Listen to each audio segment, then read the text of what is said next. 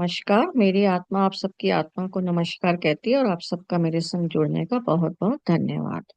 अब हमने यह सब जान लिया है कि मन ही जो है विचार बनाता है और विचार ही जो होते हैं वो हमारे दुख का कारण बन जाते हैं, क्योंकि हम उन विचारों को पकड़ लेते हैं। और हमको ये भी हमने जान लिया है कि हम सब आत्मा है और इस शरीर रूपी रथ में सवार होके एक्सपीरियंस ले रहे हैं मन के द्वारा।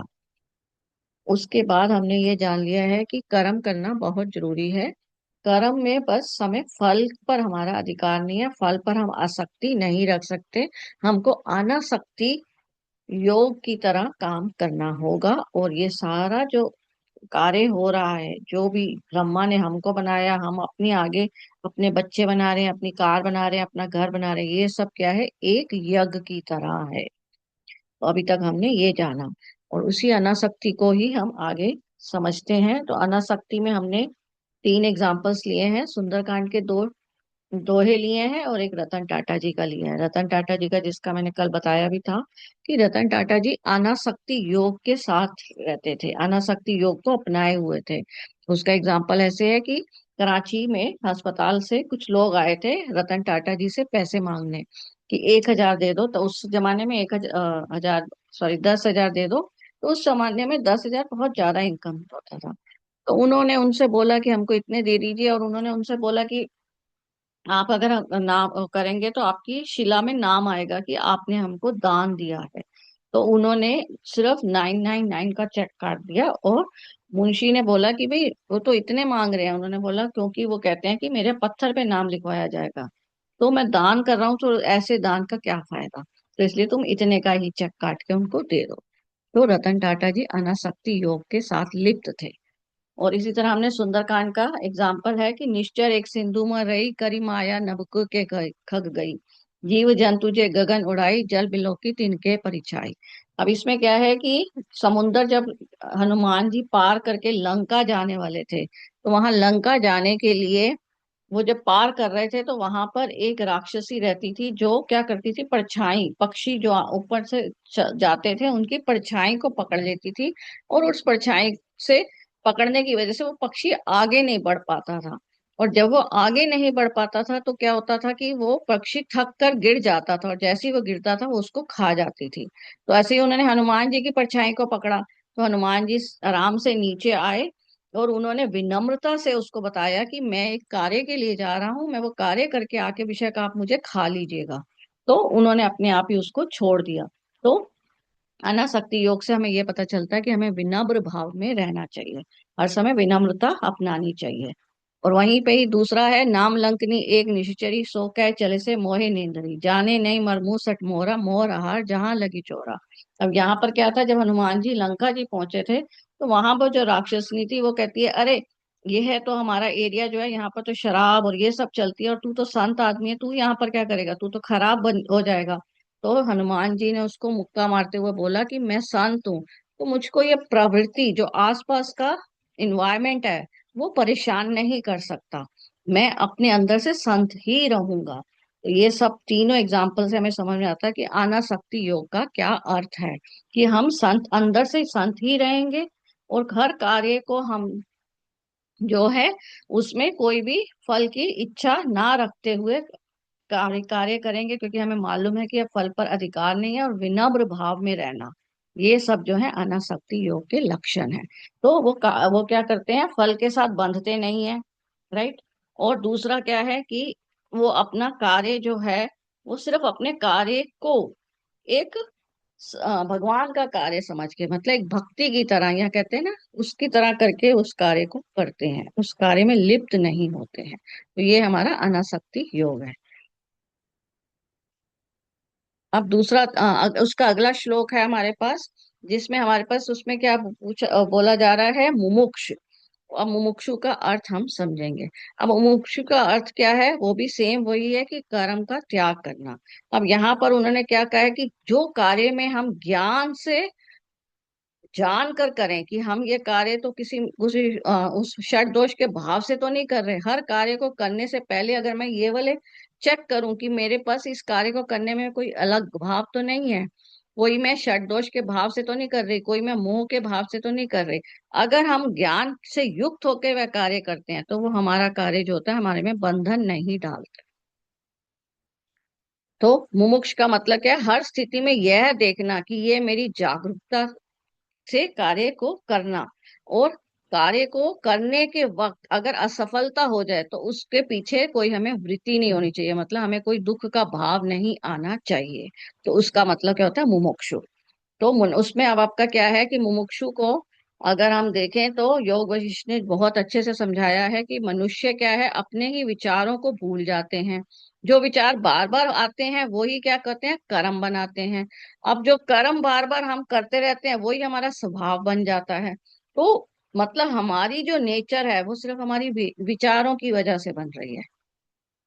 तो मुमुक्षु को समझाते हुए योग वशिष्ठ ने बताया कि बार बार विचार आने से क्या होता है कि हम उनको कर्म में बना लेते हैं, और कर्म बार बार वैसे ही करने की वजह, मतलब बार बार वही विचार करने की वजह से वही हमारा स्वभाव बन जाता है। और वो स्वभाव होने की वजह से जब हमको कुछ भी फायदा या नुकसान होता है तो हम यहाँ तो बहुत हर्षित होते हैं, यहाँ बहुत दुखी होते हैं। तो यही कर्मों का खेल है। तो मुमुक्षु में हमारा क्या है कि मतलब हर कार्य करने से पहले एक जागरूक होना। तो हर कार्य करने से पहले हम जागरूक हैं, मतलब अवेयरनेस भाव में अगर हम हर कुछ कर रहे हैं दिन भर, अवेयरनेस भाव में रह रहे हैं, जिसको हम साक्षी भाव भी कहते हैं, तो आपका क्या है, मुमुक्षु भाव है। तो इसमें क्या है, हम अपने आप विचारों को हमेशा देखना सीख जाते हैं। ठीक है, तो इससे हम अपने विचारों को हमेशा देखना सीख जाते हैं, और हर काम को करने में श्रद्धा भाव, जो हमने पहले भी अनासक्ति योग से समझा है। अब श्रद्धा भाव से करते हैं अगर हम कोई कार्य, और उस कार्य में लिप्त नहीं होते हैं, तो उसको हमने अब समझ लिया कि वो हमारा क्या है, मुमुक्षु है ना। मुमुक्षु अगर आप अपनाते हैं तो आपका क्या होता है, आपको शिकायत कि मेरे साथ ऐसा क्यों हुआ, ये क्यों हो गया, वो क्यों हो गया, हमारी ऑटोमेटिकली शिकायतें खत्म हो जाती हैं। तो मेरे साथ ऐसा क्यों हुआ, कैसे नहीं हुआ, क्यों नहीं हुआ, ये सब हमारी शिकायतें अपने आप दूर हो जाती हैं जब हमारे में ये वाला व्यवहार डेवलप होने लग जाता है। आगे के श्लोकों में हमको कृष्ण जी समझाएंगे कि ये वाला व्यवहार कैसे डेवलप होता है। तो अभी तो वो बता रहे हैं कि ये वाला व्यवहार होना चाहिए हमारा, और इसमें ऑटोमेटिकली मन पर काबू होने लग जाता है। और हमारा क्या होता है, मुक्ति के द्वार खुल जाते हैं। सिर्फ मुक्ति का द्वार ये नहीं होता कि आप जन्म मरण से छूट जाएंगे, बस ये होगा कि आप यहाँ रहते हुए भी दुख नहीं होंगे। दुखी होते रहते हैं जो, वो नहीं होता। हम एक साक्षी भाव, एक नॉर्मल फ्लो ऑफ लाइफ के साथ चलते रहते हैं। तो ये हमको मुमुक्षु का अर्थ है। अब हम उससे अगला अगला देखते हैं। अगले में कृष्ण जी बता रहे हैं कि आपका, हमें ये समझ में आ ही चुका है कि विचार जो है कर्म बना रहे हैं, और वही कर्म आपके स्वभाव बना रहे हैं, जो हमने मुमुक्षु में समझ ही लिया है। अब वो कह रहे हैं उस स्वभाव से जो अनुभव होता है उसी वजह से ही आप क्या करते हो, कर्मास में फंसते जाते हो। तो आपको मुमुक्षु व्यवहार को अपनाना ही है।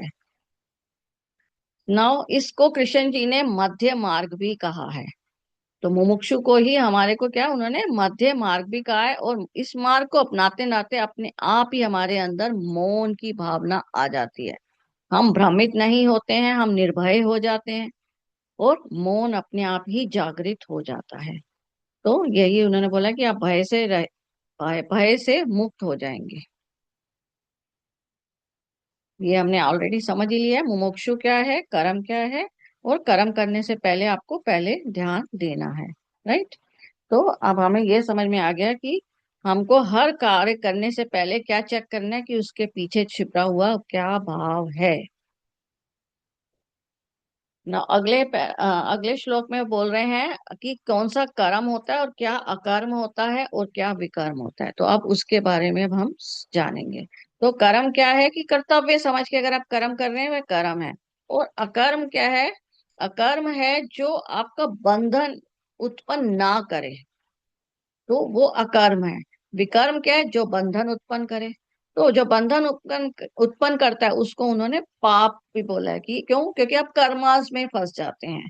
तो जो बंधन नहीं उत्पन्न करता उसको हम अकर्म कहते हैं, और जो बंधन उत्पन्न करता है उसको हम विकर्म कहते हैं। तो यहां से हमने समझा कि हमारा कर्म और विकर्म क्या है।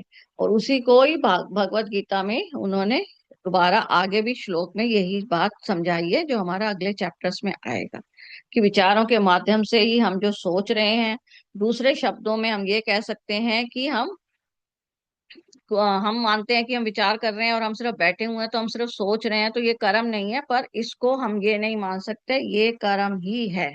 तो सोचना भी एक कर्म है। तो इसका मतलब अगर कोई सन्यासी यहाँ से चला गया और वो सोच रहा है कि अब मैं दुनिया के इस माया जाल से निकल गया हूं, तो अब उस सन्यासी भी क्या कर रहा है, कर्म कर रहा है। क्यों? क्योंकि साधना जो वो ध्यान में बैठता है वह भी एक कर्म होता है, क्योंकि वो ध्यान में भी बंधन बांध लेता है, कि ध्यान के नियम बांध लेता है कि मुझे इस समय करना ही करना है, ऐसे करना है। तो वो उसके नियम जब बन जाते हैं तो वो सब क्या हो जाते हैं, वो सब कर्मास बन जाते हैं। तो एक सन्यासी भी कर्म में लिप्त हो जाता है। इसलिए कृष्ण जी ने कहा है कि कर्म से आप नहीं हट सकते। तो कर्म करने से पहले बस हमको हमेशा क्या ध्यान रखना है, हमारा भाव शुद्ध होना चाहिए बस। और कुछ हमें ध्यान नहीं रखना है। ऑटोमेटिकली और विनम्रता, ये दो चीजें हमने अभी तक समझी हैं, कि हर कर्म से पहले शुद्ध भाव और विनम्र भाव होना चाहिए। ऑटोमेटिकली बाकी हमको कुछ सोचना नहीं है कि वो कर्मा बन रहा है या कर्मा नहीं बन रहा। तो ये दो भाव आपको हर कर्म से पहले करने हैं। और ये दो भाव से अगर आप करते हैं तो ऑटोमेटिकली हमने जान ही लिया है मुमुक्षु के अर्थ से, कि हमको क्या होगा, अपने आप ही मौन प्राप्त हो जाएगा। और अपने आप ही हम अंतर की यात्रा शुरू हो जाएगी। हम बाहर की क्रियाओं से अफेक्टेड नहीं होंगे, हमारी अंतर यात्रा शुरू हो जाएगी। ऑटोमेटिकली हम मौन भी अपना लेंगे और अपने आप ही आत्म साक्षात्कार भी करने लग जाएंगे, क्योंकि हमारी आत्मा की शुद्धि होने लग जाएगी। क्योंकि हम हर कार्य को किस तरह कर रहे हैं, ज्ञान से लिप्त होके कार्य कर रहे हैं। राइट। तो हर कार्य को हम ज्ञान से लिप्त होके कर रहे हैं, इसीलिए। अब उससे अगले श्लोक में हमने जो ऑलरेडी ही समझ लिया उसी को ही और थोड़ा सा आगे और डिस्क्राइब कर रहे हैं, कि कर्म क्या है, जो हमने समझ ही लिया है कि सकाम कर्म जो। तो आपका क्या है, हर कर्म जो है वो यज्ञ है।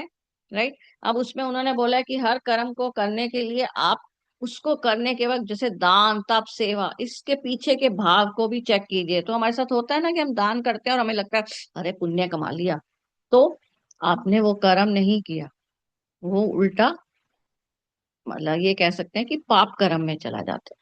तो हर भाव को आपको चेक करना होगा। तो ये आपको ध्यान रखना होगा कि हर कर्म में आपने क्या ध्यान करना है। और उसके बाद विकर्म हमने जान ही लिया है कि वो क्या है, हिंसा चोरी। उसमें उन्होंने कैटेगरी बांधी है जिसमें हमने पहले ही जाना है, क्योंकि वो हमारा क्या है, किसी के साथ लिप्त होकर हो रहा है ना, षड दोष से लिप्त होकर है। तो इसलिए उसमें हिंसा चोरी अन्याय ये सब आते हैं। और अकर्म में क्या आता है, सिंपली जो आत्मा से लिप्त होके काम हो रहे हैं। राइट। जिसमें हमारा श्रद्धा और विनम्र भाव है।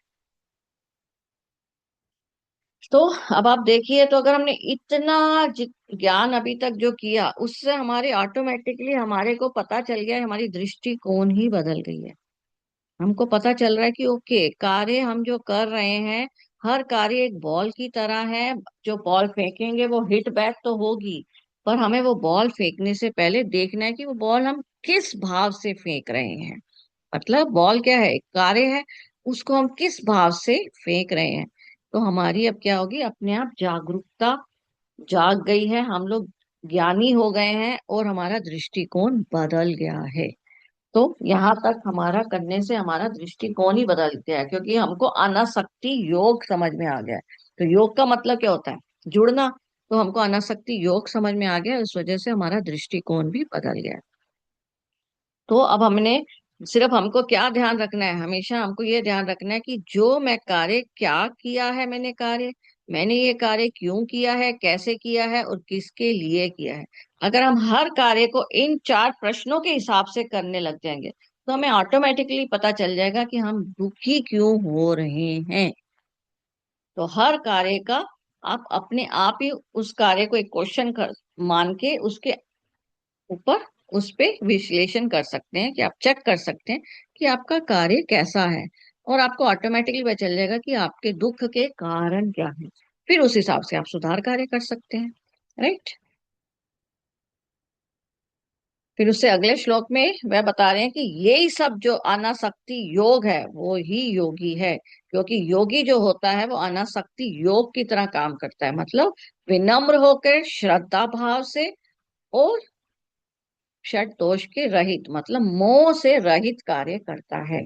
तो अर्जुन को कृष्ण जी क्या कह रहे हैं, योगी बनो, तुम योगी बनो। और इन्हीं सारी चीजों को हम क्या कहते हैं, योगी। अगर कोई कार्य इस तरीके से करता है उसको योगी कहा जाता है।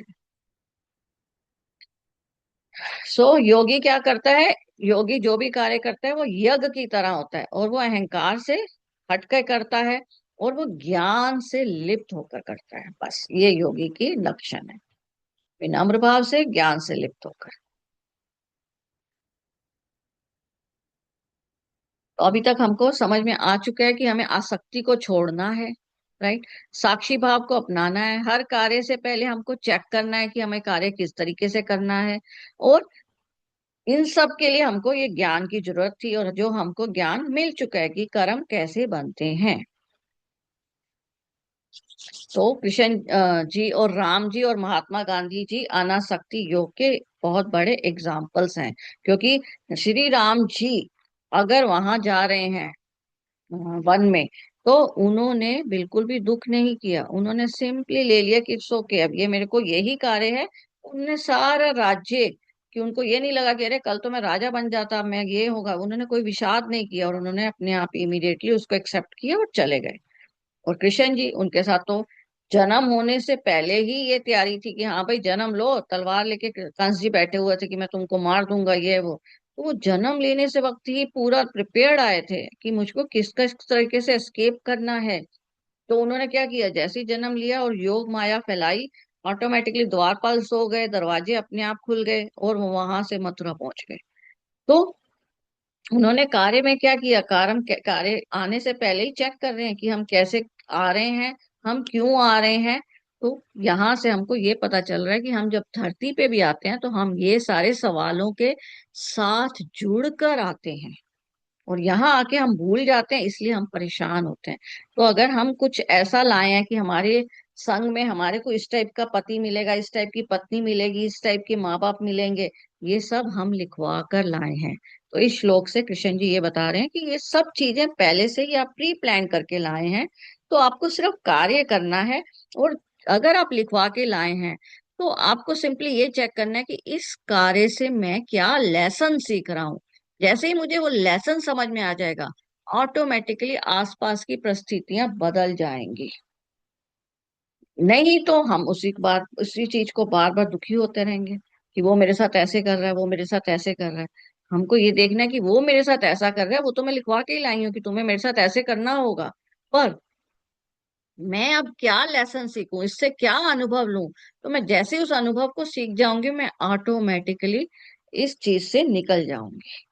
तो यहाँ पर कृष्ण जी ये बता रहे हैं कि आप अपने आप ही यहाँ से निकल जाएंगे फिर इससे, राइट। तो अब हमें कर्म अकर्म और विकर्म बहुत अच्छे से समझ में आ गया है कि कर्म तो नॉर्मल आप कर ही रहे हैं हर समय ही, और कर्म करते वक्त हमको विनम्र भाव रखना है, ज्ञानवर्धक काम करना है, हमको पहले चेक करना है कि हम कर्म कैसे कर रहे हैं। अकर्म क्या है, जो आसक्ति रहित भाव है। और विकर्म क्या है, जिसमें लालसा है, षड दोष के साथ लिप्त हुआ हुआ वर्ग।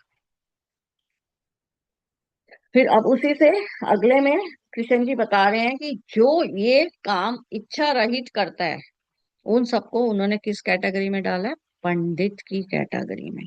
तो वो ऑटोमेटिकली वो इंसान पंडित है, क्योंकि वो हर कार्य को यज्ञ की तरह करता है जैसे योगी करता है।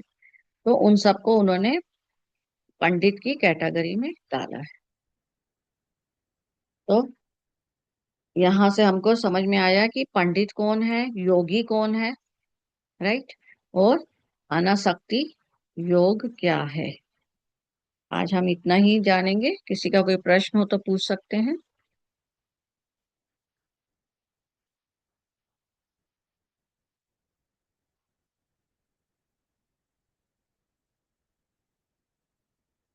चलिए आज इतना ही। तो इसको अच्छे से दोबारा देखिएगा, मोक्ष समझ में आ जाएगा, क्योंकि इसके आगे अब हमारे प्राण क्या होते हैं, प्रत्याहार क्या होता है, और उसके बाद हमारा ये चैप्टर खत्म हो जाएगा।